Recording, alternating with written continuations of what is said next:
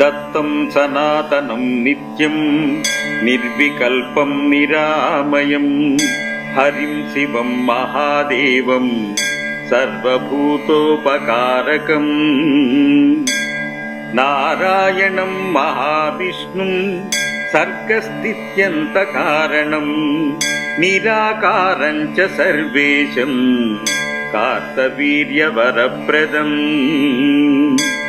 अत्रिपुत्रं महातेजं मुनिवन्द्यं जनार्दनं द्राबीजं वरदं शुद्धं ह्रीं बीजेन समन्वितम् त्रिगुणं त्रिगुणातीतं त्रियामावतिमौलिकं रामं रमापतिं कृष्णं